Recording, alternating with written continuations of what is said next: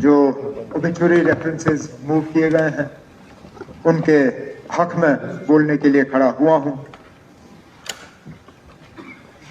जैसे आपने खुद कहा, लिस्ट बहुत लंबी है। इस लंबी लिस्ट से ही पता चल जाता है कि हमारे काम में कितना बड़ा लंबा एक गैप रहा। 2018 में जम्मू के बजट सेशन में हमने इस तरह के ओबिचुरी रेफरेंसेस पास किए और उसके बाद से लेके आज ये पहली मर्तबा हमें मौका मिला है उन लोगों को याद करने का जो आज हमारे दरमियान है नहीं। 57 ऐसे महान हैसियत जिनमें साबका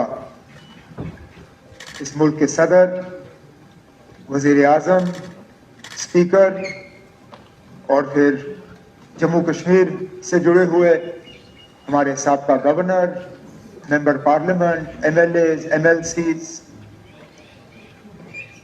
जम्मू कश्मीर का कोई ऐसा हिस्सा नहीं है जिसका कोई ना कोई बाशिंदा इस लिस्ट में ना हो। हर मजहब, हर तबके से,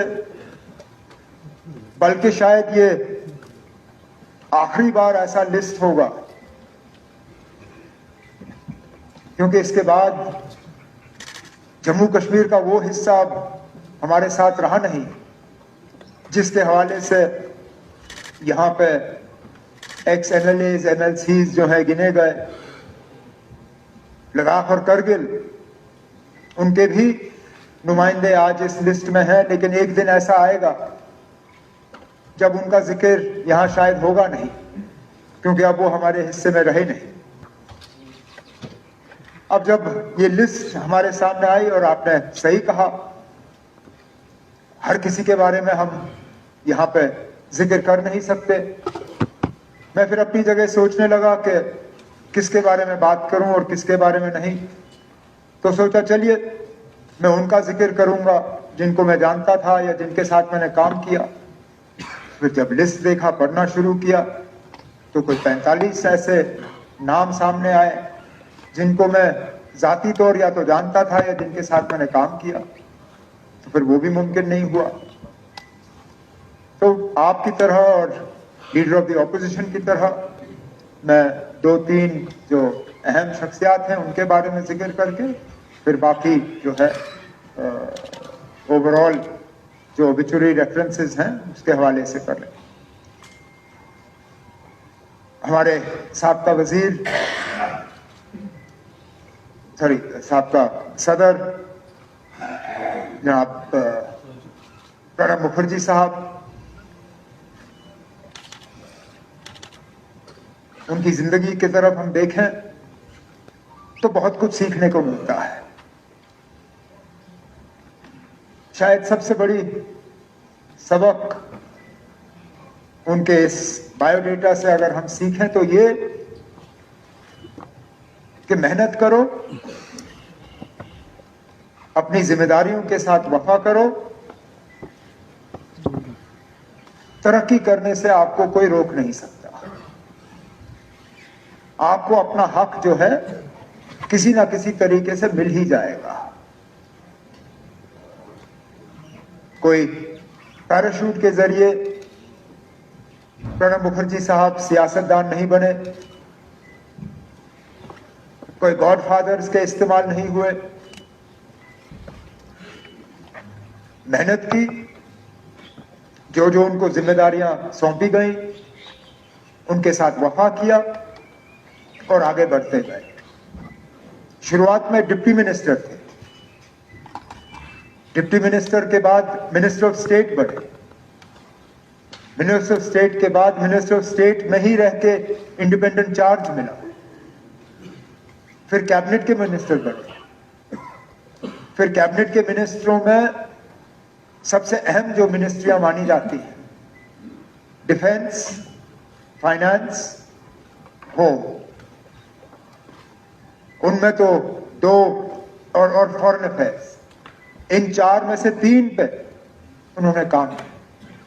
डिफेंस के मिनिस्टर रहे हैं, होम के मिनिस्टर रहे हैं और फाइनेंस के मिनिस्टर रहे।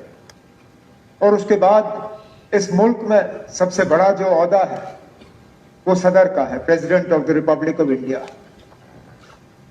उन्होंने अपना करियर वहां से खत्म किया और उसमें भी बार बार उन्होंने इस बात का सबूत दिया कि जिस ओहदे पे वो होंगे उस ओहदे के साथ वो वफा करेंगे। 2014 के इंतखाबात के दौरान प्रणब मुखर्जी साहब सदर थे। यूपीए की हुकूमत में सदर बने। अपने सदारत के दौरान यूपीए की हुकूमत बीजेपी की हुकूमत में तब्दील हुई, लेकिन शायद ही कभी प्रणब मुखर्जी साहब ने राष्ट्रपति भवन को सियासत के लिए इस्तेमाल होने दिया। मुझे तो याद नहीं है कहीं भी बीजेपी की तरफ से या उस वक्त हुकूमत के तरफ से राष्ट्रपति भवन या प्रणब मुखर्जी साहब पे किसी ने उंगली उठा के ये कहा हो कि प्रणब मुखर्जी साहब क्योंकि कांग्रेस के बने हुए या यूपीए के बने हुए सदर हैं, उन्होंने वो सियासत राष्ट्रपति भवन में होने दी। उन्होंने प्रेसिडेंट ऑफ इंडिया के ओहदे को और राष्ट्रपति भवन को सियासत से पूरी तरह से अलग रखा, जो कि आज के दौर में हम बहुत कम लोगों के बारे में कह सकते हैं। उसके बाद जनाब अटल बिहारी वाजपेयी साहब, जिनको भारत रत्न से नवाजा गया, इस मुल्क के वजीर आजम रहे 2 बार। मुझे जाती तौर उनके साथ काम करने का मौका मिला। 3 साल MOS के तौर पे मैं उनके साथ रहा।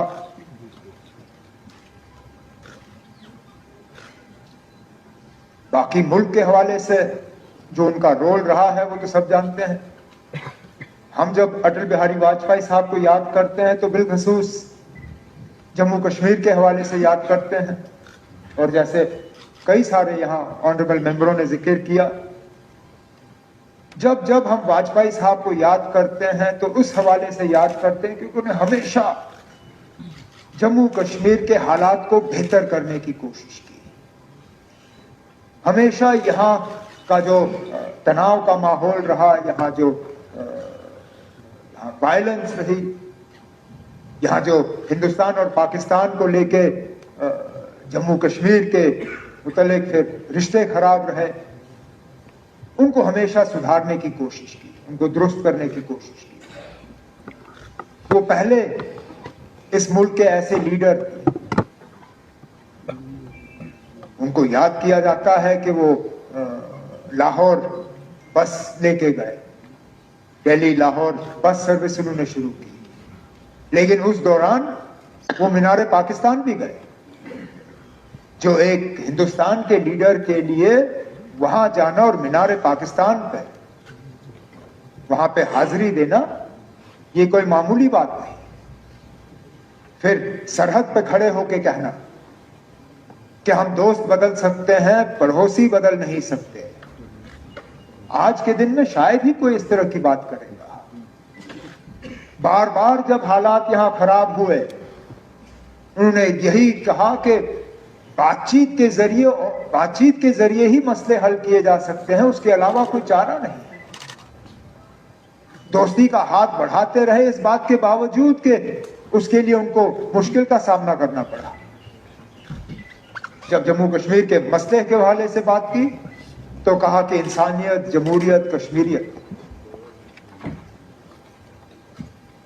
जम्मू कश्मीर के आर पार के लोग, उनको दोबारा जोड़ने के लिए यहां रास्ते खोले गए, जिनको बदकिस्मती से दोबारा फिर बंद किया गया। उनकी कोशिश थी कि लोग मिलें, सिविल सोसाइटी आपस में मिले, एक मतलब पर्सनल रिश्ते कायम है। आज तो ऐसा लगता है कि हमें और ज्यादा दूर रखने की कोशिश की जा रही है कि हम ना ही मिले तो बेहतर है।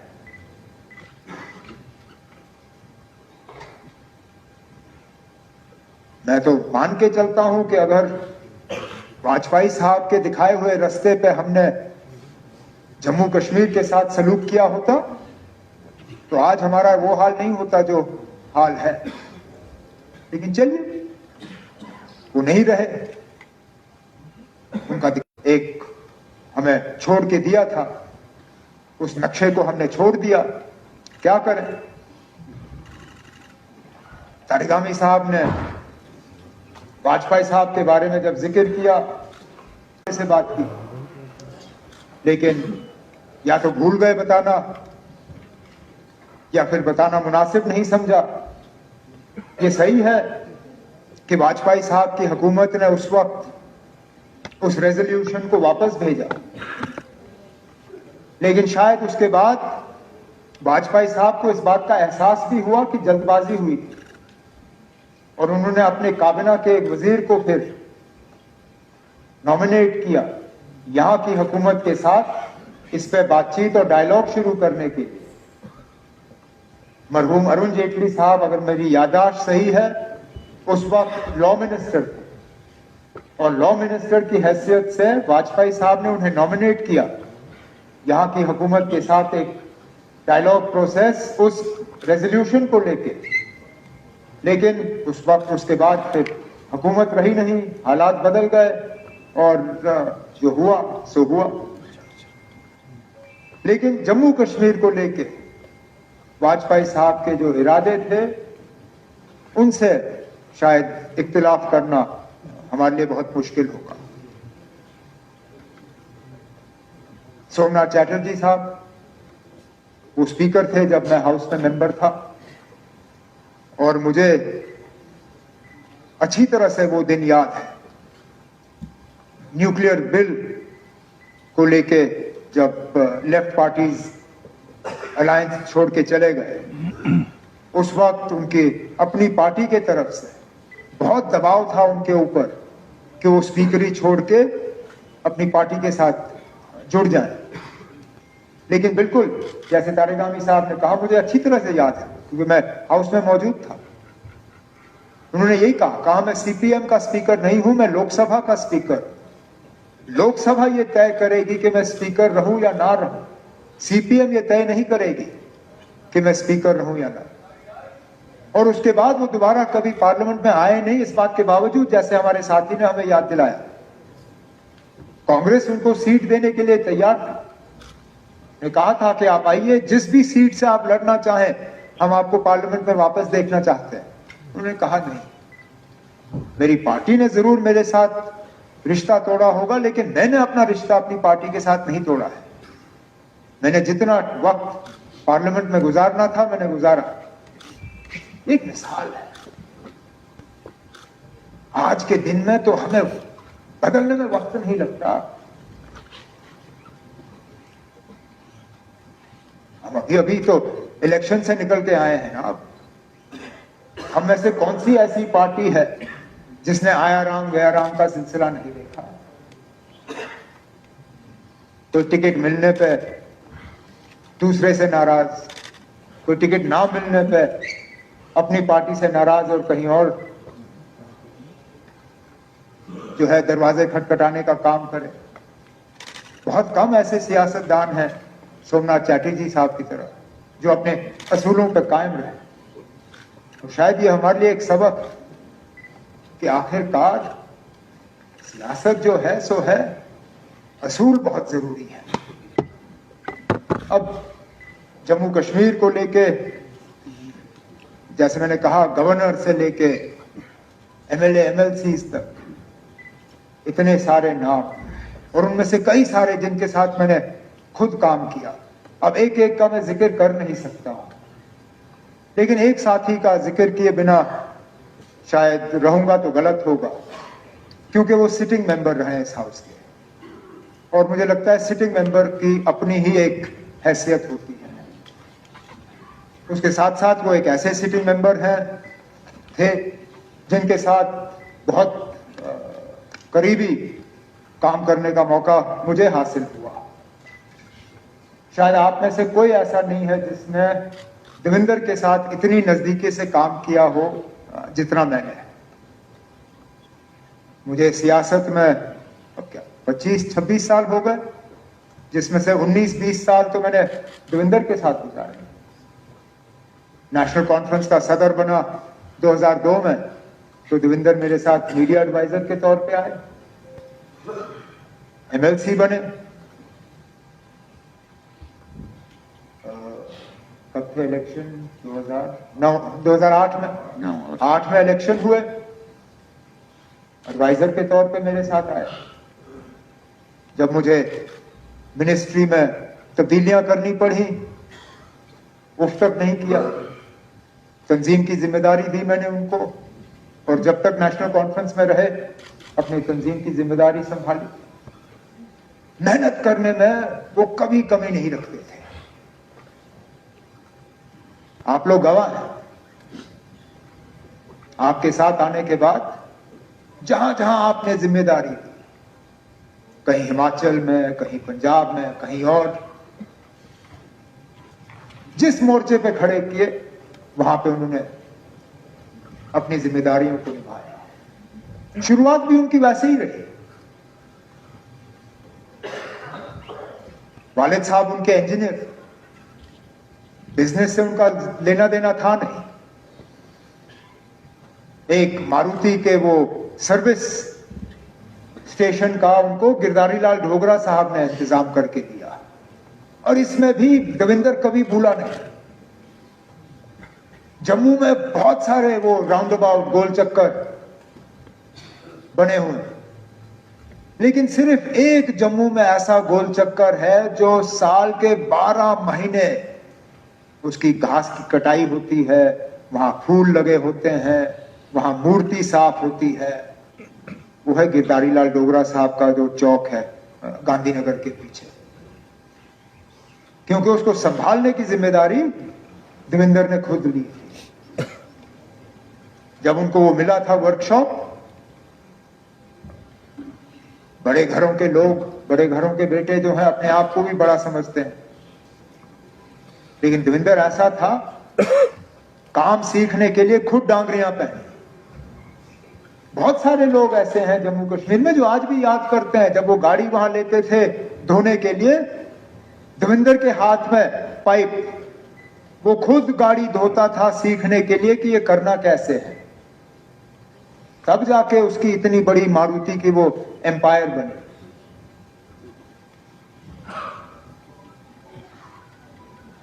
मैंने जैसे कहा 25-26 साल हो गए मुझे सियासत में।